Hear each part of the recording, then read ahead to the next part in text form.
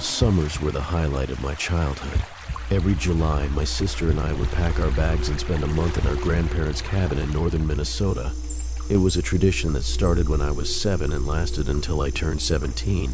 The cabin sat near a quiet lake, surrounded by towering pine trees and thick woods that seemed to stretch forever. Our dad, the oldest of 3 brothers, would drive us up from the city and drop us off, often with our cousins, Ryan, Alexandra, and Tyler in tow. We'd spend our days swimming in the chilly water, fishing off the dock, and getting lost in the woods for hours, pretending we were explorers or secret agents. At night, we sat around the fire pit roasting marshmallows and telling stories until the stars blinked on above us. Those summers felt endless, full of laughter, mischief, and a kind of freedom that only exists before you know what growing up really means. As the years went by, the rhythm of our lives began to shift. My sister and Ryan graduated high school first and left for college, and suddenly our once crowded summer cabin trips started to thin out. Alexandra took a job during the summer after junior year, and Tyler got busy with sports and friends. I was still in high school, but even I had part-time work and summer classes that made it harder to break away for a whole month. Around that time, my grandmother became ill. She had always been the heart of the cabin, cooking big breakfasts, humming in the kitchen, brushing sand off our feet before we came inside. When she passed away, something changed in all of us. My grandfather still came up for a while, but the joy seemed to have left the place. Eventually, he too stopped visiting. The cabin sat untouched for several years, collecting dust and silence where our laughter used to echo. When my grandfather passed away a few years later, the cabin became a question mark. My dad and his brothers inherited it jointly, but none of them had the time or energy to maintain it. They each had their own families, jobs, and homes far from the lake. For months they went back and forth, unsure of what to do. Eventually they agreed to sell it and split the money. But before the sale went through, my dad called and asked if any of us grandkids wanted one last trip up there. He said we could spend a long weekend and say goodbye properly. My sister, Tyler, his girlfriend, and I were the only ones who could make it. We packed light, mostly old hoodies, swimwear, and a deck of cards, and made the drive ourselves. It had been 5 years since any of us had set foot in that cabin, and none of us knew quite what to expect when we pulled into the familiar gravel driveway beneath the pines. When we opened the front door, we braced ourselves for that musty, stale smell places get after sitting empty for too long, but it never came. Instead, the air inside was crisp with the scent of pine and aged wood, like the cabin had been waiting patiently for us to return. Dust floated in the sunlight slanting through the windows, but everything else looked untouched, just as we remembered. The old plaid couch, the stone fireplace, even the ceramic moose-shaped lamp in the corner were still there. My sister mentioned that there had been a caretaker checking on the place occasionally, and maybe she had opened some windows or aired it out before we arrived. We wandered through each room, half laughing, half nostalgic, calling out memories as they came to us. For a moment, it felt like no time had passed at all. That night, while cooking dinner, we noticed a small bag of food in the fridge, maybe leftovers from the caretaker, we assumed. Later that night, after we'd eaten and spent a few hours playing cards by the fireplace, everyone started drifting off to bed. The cabin was quiet, and I remember lying on the creaky mattress in one of the lower bedrooms, listening to the soft creak of tree branches brushing against the roof. Just as I was about to fall asleep, I heard something, faint footsteps and the low clink of metal, like a spoon touching a glass. It was coming from the kitchen. I assumed it was one of the others, maybe Tyler getting a late snack or his girlfriend looking for water. I rolled over and ignored it. But the next morning, over coffee, my sister asked, "Did any of you get up last night?" I heard someone moving around in the kitchen. I looked up surprised and told her I'd heard it too. But Tyler and his girlfriend were adamant. They'd stayed in the loft all night and hadn't moved. We all went quiet for a moment, glancing at each other, suddenly uneasy. That quiet moment turned into something heavier, a creeping sense that we weren't alone. We started checking all the doors and windows, walking through the cabin slowly, trying not to let our nerves take over.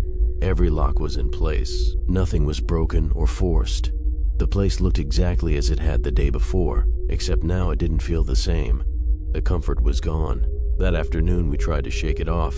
Tyler and his girlfriend wanted to go down to the lake, and I joined them, hoping the sun and water would reset our minds. My sister stayed behind in the cabin. She had a bad migraine and said she just needed to rest in the dark for a while. We didn't think much of it at the time. We laughed and splashed like we were kids again. But about an hour later, everything changed. We heard screaming, high-pitched and panicked, and saw my sister sprinting through the trees, barefoot and breathless, tears streaming down her face. She was gasping so hard she could barely speak, but the fear in her eyes said everything.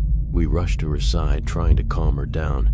Through broken sentences and shaking hands, she told us someone was inside the house. Not just noise, she saw him. Tyler and I locked eyes, no hesitation. We dropped everything and bolted toward the cabin. Both of us had military training, and something kicked in. Our bodies moved on instinct, prepared for danger. We ran up the hill, adrenaline pounding in our ears. The cabin door was wide open, swinging gently in the breeze. Inside, everything was still, quiet. We didn't know if he was still there or if he'd run. Grabbing the fire poker from the hearth, we stepped in cautiously, hearts hammering. We moved room by room, our senses sharp, but the man was gone, vanished. All we found was the echo of footsteps we hadn't taken, and the feeling that someone had been watching us all along. The police arrived about an hour later, after we'd called from the landline. Cell service was nearly non-existent out there. We explained everything, and they walked through the cabin with us, taking notes and asking questions. When they checked the basement, they found evidence we hadn't seen.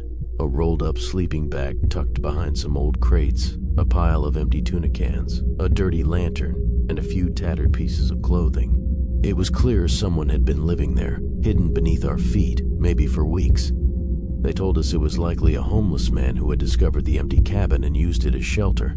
That made sense, but it didn't make it feel any less violating. My sister recounted everything, how she had gotten up to get water, thinking it was one of us in the kitchen, and found herself face to face with a man in ragged clothes, scraggly hair, and a long beard. Both had frozen in shock before she screamed and ran. She hadn't even grabbed her shoes, just sprinted barefoot through the brush, crashing through branches and pine needles to get to us. The police didn't find the man, but they left us with instructions to be careful and call again if anything else happened. That night, none of us slept well. Every sound made us flinch. We kept the fire poker close, and Tyler even pulled a chair across the front door just in case. In the morning, we packed up earlier than planned. The air inside the cabin felt different now, heavier, like the walls had been keeping secrets.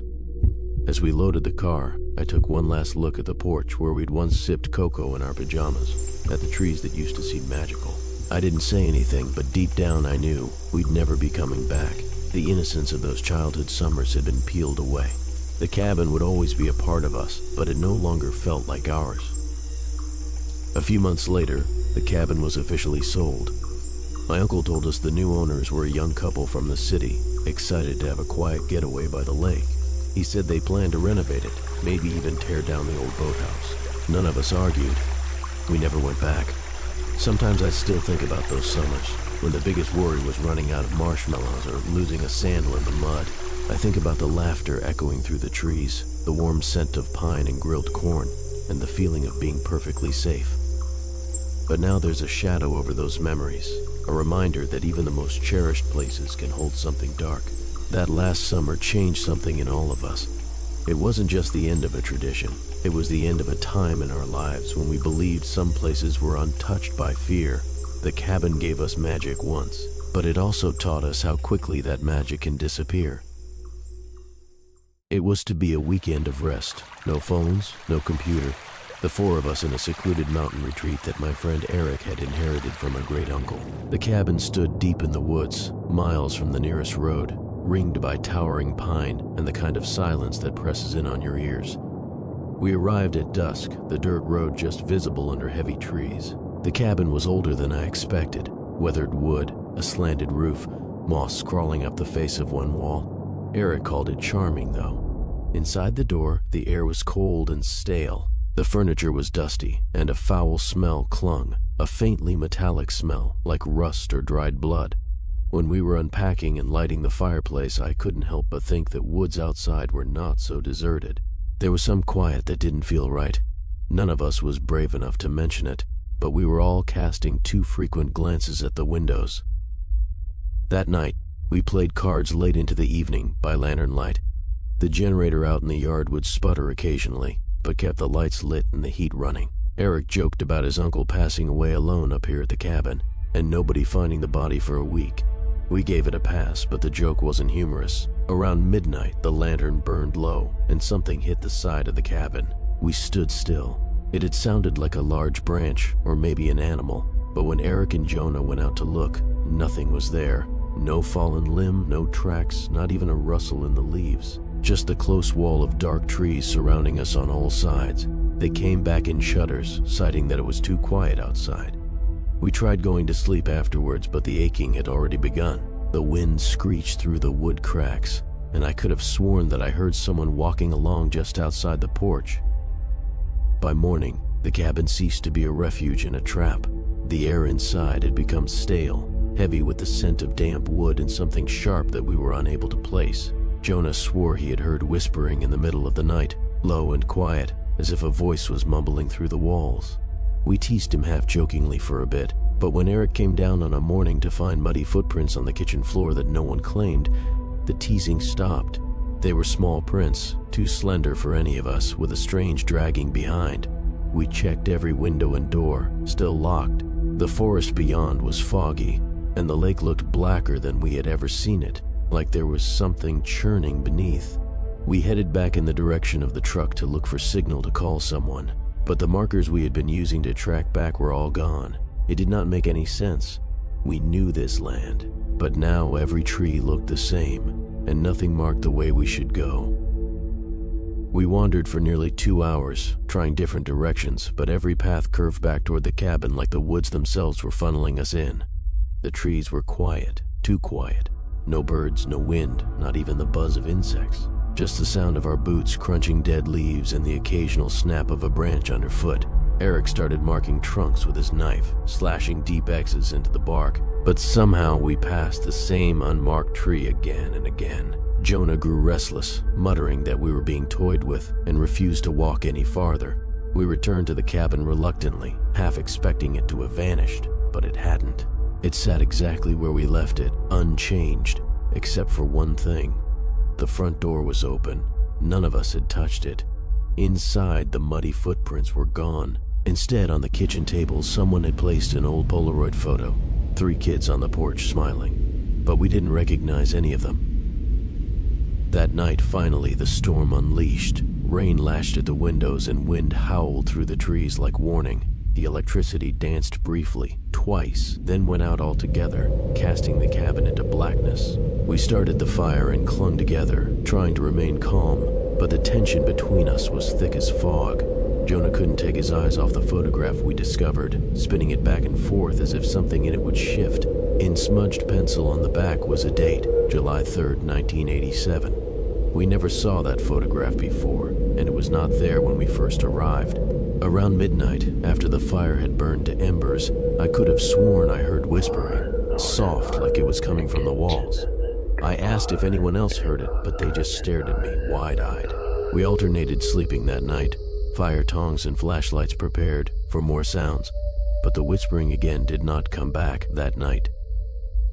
The following day, we found ourselves coming out to find the forest uncharacteristically quiet. The storm had passed, yet a heavy fog surrounded the trees, muzzling sound and devouring sight to a dozen or so feet. Jonah went to the generator that was at the rear of the shed but came back white-faced and mute. Someone had severed the fuel line. It was no accident. That was when we realized we were not working with some old haunting or misplaced photo. This was deliberate. Someone was out there. We cleared the perimeter, shouting, and received nothing but prints in the mud that weren't any of ours. Inside, we kept the doors closed and the curtains drawn. Still, there were moments when we noticed movement in the trees. A shadow here, a movement there. We attempted to reason it out, but in the recesses of our minds we knew we weren't just observed, we were hunted. By night, the fog had moved in closer and a steady tapping began on the kitchen window, too consistent to be rain. We froze. I snuck over and looked through the edge of the curtain. Nothing. When I opened the door to the mudroom a few minutes later, a pile of small rocks spilled in, neatly resting against the doorframe. They hadn't been there before. That night, we sat watch in turn, with fireplace equipment and kitchen knives. It must have been about midnight when I could have sworn I saw a figure standing at the edge of the woods, tall, motionless, just staring. I blinked and he was gone. No tracks, no sound, only a crawling feeling of Arctic dread that seeped into our very marrow. We fought over leaving, but since the car was stuck and the radio dead, we were stuck waiting till morning. The cabin, which had been our cozy sanctuary, felt like a trap now, its wooden panels groaning as if they too wished we would depart. No one slept. Every creaking floorboard sounded like a scream. At dawn, I woke to investigate the back door and found that it was not bolted. We had thought that it was bolted. On the kitchen floor, muddy prints led to nowhere. They simply stood in the center of the room. No one had ever heard the door groan. We searched the cabin from floorboards to ceiling, but there was only us. Jonah wished to climb out, fog or not, but the forest outside had altered mood, dense, twisted, and somehow wrong. The way that we'd come in was gone, paved over with green shoots that hadn't been there the day before. The compass spun wildly every direction. That day we heard whispering, hushed, measured under floorboards. Miles rolled the rug back and set his ear against it. His face turned pale. "It's reading our names," he whispered, one after another. No one moved after that. We boarded over every window and braced furniture against doors, but it was all inadequate. Air had altered, thick, frigid, humming with something out of sight. All sound had a reason. That night the whispering turned to pounding, first under the floor, then in walls. We huddled in the living room, grasping flashlights and whatever made to protect ourselves. Suddenly the door handle began to shake, gently at first, then frantically. We held our breath, too afraid to speak. Miles rose to have a look, but the door creaked open by itself, nothing to see but rolling mist. Then the lights faded and went out. It was then that we heard the steps, slow and wet, across the wooden floor. They moved around us, though we saw no one. All we had were the sounds. And then, in a voice that sounded like no one we had ever heard, someone said from out of the darkness, "You shouldn't have returned." By dawn, exhaustion had claimed us, but the fear never receded. When first light appeared through windows, the cabin was empty once more, quiet and motionless as if nothing had happened. We did not linger to see if it would return. We loaded what little was left, in a hurry and never glancing back. The trees along the cabin appeared different too, as if they had soaked up the horror of the night and locked it away in the darkness. We left behind the creaks of the floorboards, the stinging whispers, and the place that had initially offered us solace but became a trap. As we drove away, the weight of what we had witnessed became our responsibility, a secret to maintain for a lifetime.